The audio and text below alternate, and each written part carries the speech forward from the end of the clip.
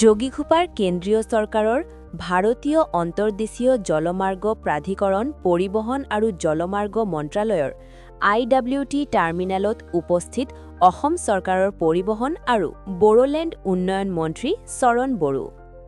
মন্ত্ৰীগৰাকী উপস্থিত হৈ IWT টাৰ্মিনেলৰ লগতে MMLP পৰিদৰ্শন কৰে।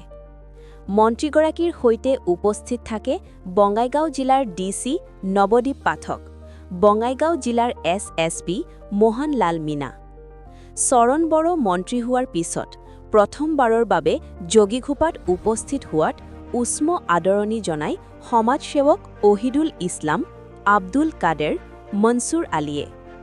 যোগীঘোপাত বাণিজ্যিক দিশত পূৰ্বতকৈ বহুগুণে উন্নত হ'ব বুলি মন্ত্ৰীগৰাকীয়ে উল্লেখ কৰে।